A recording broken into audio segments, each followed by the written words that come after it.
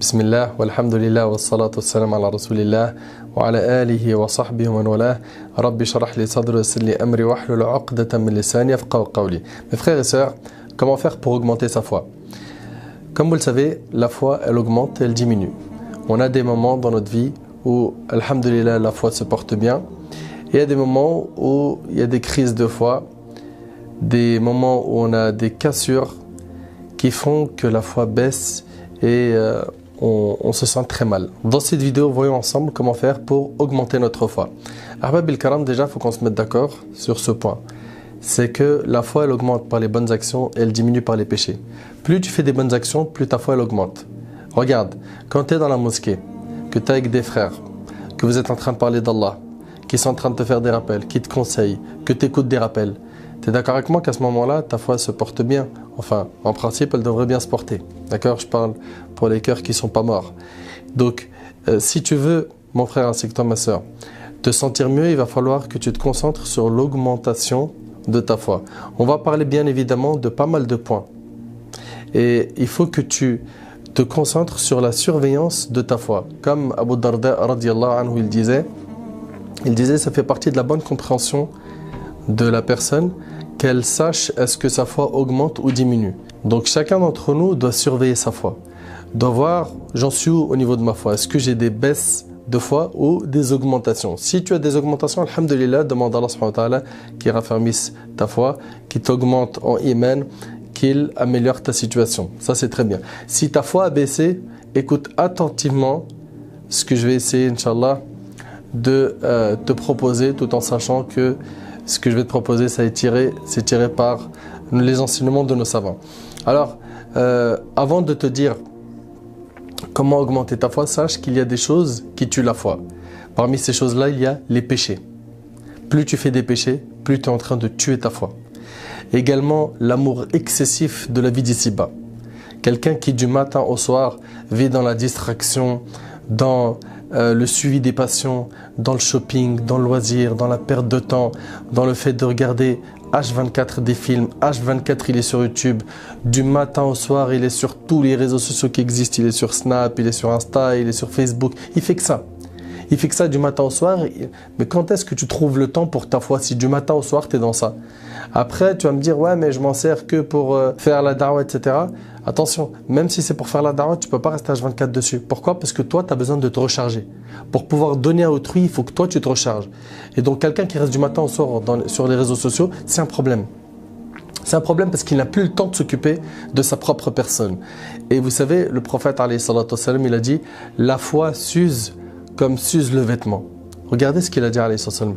La foi s'use comme s'use le vêtement. Renouvelez votre foi. Donc tu as besoin, mon frère ainsi que toi, ma soeur, de renouveler ta foi, d'entretenir ta foi. Omar ibn Khattab radiyallahu anhu, il disait aux compagnons, venez, on augmente notre foi.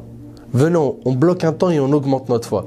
Ça, c'est Omar ibn Khattab radiyallahu anhu qui, tellement il pleurait par crainte d'Allah, il avait 2 traits noirs qui étaient tracés sur son visage. Essayez d'imaginer que lui, il faisait attention à sa foi. Qu'Abu Darda radiyallahu anhu et d'autres parmi les compagnons, ils surveillaient leur foi. Nous, aujourd'hui, on surveille principalement la vie d'ici-bas, l'argent. L'argent, les achats, le loisir, les voyages, les réseaux sociaux, la perte de temps, qu'est-ce que je vais manger, qu'est-ce que je vais boire, je vais rencontrer qui, etc. etc. Ça, se concentrer sur ça, c'est le meilleur moyen pour tuer ta foi. La dunya, l'excès dans la dunya, l'excès dans al-mubahat, les choses qui sont autorisées. Et d'ailleurs, ça fait partie des ruses du diable. Quand il n'arrive pas à te faire tomber dans la mécréance, qu'est-ce qu'il fait? Il essaye de te faire tomber dans l'innovation, te faire dévier du chemin du prophète. S'il n'arrive pas, il t'attaque sur les grands péchés. S'il n'arrive pas, sur les petits péchés. S'il n'arrive pas, il t'ouvre la porte des mubahat, la porte de tout ce qui est autorisé. Et donc tu vas te retrouver dans des centres commerciaux à faire des achats. Et pour toi, il n'y a rien de mal. Je suis en train de faire des achats. Je suis en train de faire des achats. Je remplis mon frigo. J'habille mes enfants. Je fais plaisir à madame, etc. Il va t'ouvrir ces portes où il va te noyer dedans. Te noyer dedans au point où tu ne penseras qu'à acheter. Tu as tes applications sur téléphone, un clic et la livraison elle arrive à domicile. Et donc il va dire, mais attends, qu'est-ce que tu n'as pas encore? Et donc tu vas te retrouver rapidement à être malheureusement un esclave de la vie d'ici-bas. Et si tu te retrouves dans ce cas, il va falloir que rapidement tu te ressaisisses et tu te réveilles. Donc premièrement mon frère ainsi que toi ma soeur, si tu veux remonter la pente, parle avec Allah tabaraka wa ta'ala en l'invoquant. Le prophète alayhi salatu wassalam a dit Allah tabaraka wa ta'ala est plus proche de nous que l'est le cou de notre monture, le cou de notre animal. Et c'est rapporté par l'imam al-Bukhari. Allah tabaraka wa ta'ala nous dit وَنَحْنُ أَقْرَبُ إِلَيْهِ مِنْ حَبْلِ الْوَرِيدِ. Et nous sommes plus proches de lui que sa veine jugulaire. Donc Allah tabaraka wa ta'ala il est très proche. Parle avec Allah tabaraka wa ta'ala, ouvre ton cœur à Allah subhanahu wa ta'ala et plains-toi à lui. Dis-lui à Allah je suis faible. Commence déjà par reconnaître ta faiblesse. Commence par reconnaître tes manquements. Bien évidemment, ça va demander un cheminement. Donc ce cheminement spirituel, il va prendre du temps. Ça va demander des efforts. Mais quand tu fais des efforts pour Allah subhanahu wa ta'ala, Allah il t'ouvre toutes les portes qui mènent à lui. Toutes les portes qui mènent à la satisfaction divine. Toutes les portes qui vont amener le bonheur dans cette vie d'ici-bas ainsi que dans l'au-delà. Donc c'est pour cela mes frères ainsi que vous mes sœurs, premièrement, adressez-vous à Allah, invoquez-le. Allah tabaraka wa ta'ala dit ô mes serviteurs, vous êtes tous dans l'égarement excepté ceux que j'ai guidés, demandez-moi la guidée, je vous l'accorderai. C'est le hadith d'Abi Dharr qui est rapporté par Muslim. Donc la guidée ça se demande, elle ne tombe pas du ciel. Quand on entend des gens aujourd'hui dire Rabbi Yehdi, Inch'Allah un jour Allah il va me guider, t'inquiète je prierai quand Allah me guidera. Attention, c'est une grande erreur de votre part de penser qu'elle va tomber du ciel sans faire d'effort. Si tu penses là, je te demande une chose qui est très simple. Pourquoi est-ce que tu ne te comportes pas de la même manière quand tu veux te marier, quand tu as besoin de gagner de l'argent, quand tu es malade et que tu cherches des moyens pour guérir? Est-ce que tu restes à la maison et tu dis Inch'Allah l'emploi il va taper à la porte, la guérison va venir sans que j'aille consulter un médecin, sans que je prenne des médicaments, je fais aucune cause et tout va aller pour le mieux? Non, pour la vie d'ici-bas, tu fais les causes. Et concernant l'au-delà, al-akhira, et ici on parle du paradis pour l'éternité, tu ne retrousses pas tes manches. Tu es toujours là à essayer de tuer ton temps, à fréquenter des personnes insouciantes, des personnes qui te font oublier Allah, des personnes qui n'ont pas pour objectif la satisfaction d'Allah, des personnes qui vivent uniquement, comme je vous l'ai dit, pour être des esclaves de la vie d'ici-bas. Donc la première des choses, invoque Allah subhanahu wa ta'ala pour qu'il te guide. Également, deuxième point, lis le Coran et médite-le. Médite-le. Le prophète alayhi salatu wassalam, dans le hadith rapporté par Muslim, il a dit qu'Allah subhanahu wa ta'ala élève grâce à ce livre, grâce au Coran, des gens. Et par la cause du Coran, Allah il en rabaisse d'autres. Donc si tu veux qu'Allah t'élève, si tu veux devenir quelqu'un auprès d'Allah, approche-toi du Coran, lis-le, médite-le, essaye de le comprendre. Assieds-toi avec des personnes qui peuvent t'expliquer les versets du Coran. Écoute des tafasirs. Donc des tafasirs, c'est-à-dire des audios, des vidéos qui vont commenter, expliquer les versets du Coran. C'est très important. Médite la création d'Allah subhanahu wa ta'ala. Tout cela, ça fait augmenter la foi. Le fait de lire ce qu'Allah subhanahu wa ta'ala il a promis aux croyants. Le fait de voir les menaces qu'Allah subhanahu wa ta'ala a promis à ceux qui s'écartent de son chemin. Donc, lis le Coran, médite-le. Essaye chaque jour d'avoir un rythme de lecture, de méditation. Ensuite, après avoir parlé de l'invocation, après avoir parlé de la lecture du Coran, apprends à connaître Allah. Comment peux-tu prétendre aimer Allah alors que tu ne le connais pas? Je ne suis pas en train de dire que tu ne l'aimes pas, mais ton amour, il est incomplet. Ton amour, il n'est pas complet. Et quand cet amour-là, il est complet, la personne se soumet à Allah subhanahu wa ta'ala. La personne sait que quand Allah subhanahu wa ta'ala il demande quelque chose, il faut obéir.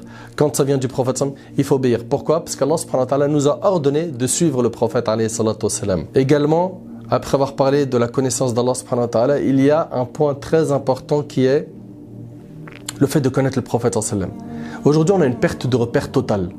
Totale. Les jeunes aujourd'hui, tu lui dis tu veux ressembler à qui? Il veut ressembler à ceux qui regardent sur YouTube, sur Netflix, ceux qui regardent dans les réseaux sociaux, les stars, les chanteurs, les footballeurs. Voilà les personnes à qui il veut ressembler. Voilà les personnes à qui il veut ressembler.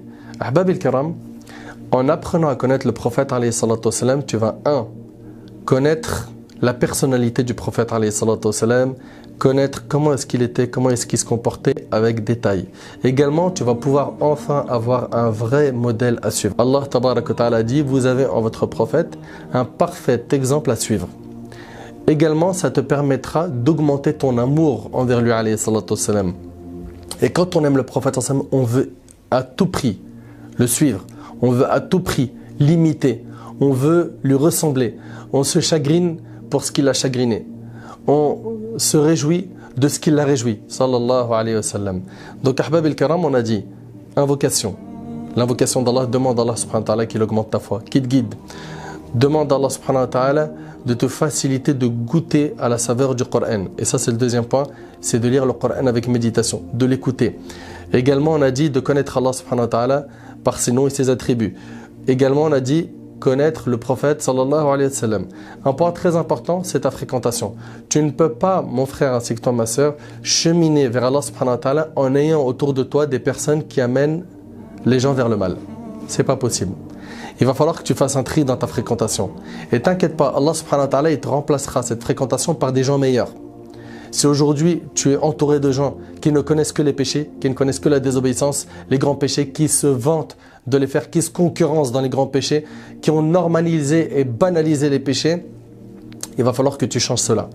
Et espère un jour être la cause de leur guider. Donc la fréquentation. Aussi, le fait d'écouter des rappels, comme cette vidéo. Cette vidéo-là, c'est un rappel qui s'adresse directement à ton cœur.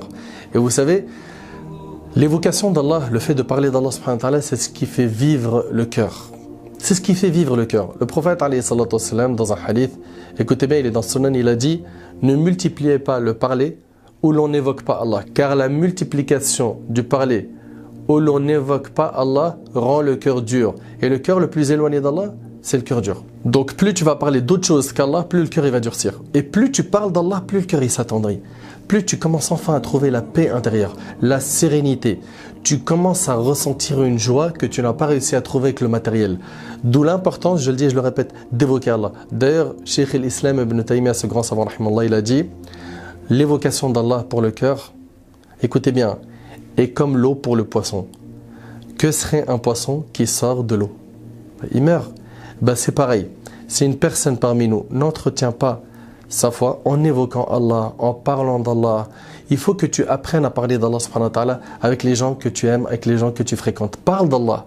Généralement, on parle de ce qu'on aime le plus. Quelle est la chose que tu aimes le plus? Allah? Les voitures? L'argent? Les femmes? Ou pour toi, ma soeur, les hommes? Le shopping? La mode? Donc, parle d'Allah subhanahu wa ta'ala et habitue-toi à cela. Fréquente des gens pieux, parle d'Allah subhanahu wa ta'ala et un point primordial, apprends la religion. Plus tu vas apprendre la religion, plus tu vas enfin pouvoir goûter à la saveur de la foi. Mais moins tu apprends, plus tu es dans un bain d'ignorance, plus tu n'arrives pas à combler les vides qu'il y a dans ton cœur, alors que pour les combler finalement, il y a une solution très facile qui est l'apprentissage de la religion. Et plus tu vas apprendre à connaître Allah, à connaître ce que Allah subhanahu wa ta'ala veut de toi, à connaître le prophète alayhi salatu wassalam, à t'attacher à lui, etc., plus ta foi elle va augmenter. Et je finis avec les bonnes actions et les mauvaises. Mon frère ainsi que toi, ma soeur, il y a des gens qui sont sur l'autoroute des bonnes actions et il y a des gens qui sont sur l'autoroute des péchés. Et les deux, ils sont dans une course folle. Soit tu vas te reprendre en main rapidement et tu commences à bifurquer, à prendre un autre itinéraire, à prendre un autre itinéraire pour ta foi, soit tu vas rester sur l'autoroute des péchés et sache que ce chemin-là, il est vraiment amer. Il est amer, il fait que dans ta vie, t'es pas bien. T'es pas bien. Alors que plus tu vas parler d'Allah subhanahu wa ta'ala, plus tu vas cheminer vers lui, plus tu vas prendre sa religion, plus tu vas faire des bonnes actions, plus tu vas te sentir bien. Donc, la mise en pratique, ça c'est le dernier point. Fais des bonnes actions. Prie en étant concentré. Lis le Coran, évoque Allah subhanahu wa ta'ala, apprends ta religion. Également, fais des aumônes. Invoque Allah subhanahu wa ta'ala tout le temps. Demande pardon à Allah subhanahu wa ta'ala. Apprends à jeûner des jeûnes surrogatoires, car les œuvres surrogatoires vont te faciliter d'obtenir, de gagner l'amour d'Allah subhanahu wa ta'ala. Mon frère ainsi que toi, ma soeur, on peut parler de ce sujet pendant très longtemps. J'aimerais simplement que tu te concentres sur ces quelques points qui ont été évoqués. N'hésite pas à revoir la vidéo une deuxième fois, une troisième fois, tout en sachant qu'elle n'est pas complète pour une raison simple, c'est que les formats qu'on vous expose, qu'on vous propose sont des formats qui sont courts, d'une dizaine, quinzaine de minutes. Je demande à Allah subhanahu wa ta'ala d'augmenter ma foi ainsi que la vôtre. Je demande à Allah subhanahu wa ta'ala de nous faciliter, de nous réformer. Mon frère ainsi que toi, ma soeur, si cette vidéo t'a aidé, remercie Allah subhanahu wa ta'ala et mets en pratique son contenu, car c'est ça le plus important. Allah subhanahu wa ta'ala yanfa'ni bima qultu wa yanfa'akum bima sami'tum. Hadha wallahu a'lam. Subhanaka Allahumma bihamdik, ashhadu an la ilaha illa anta, astaghfiruka wa atubu ilaik. Wa barakallahu fikum.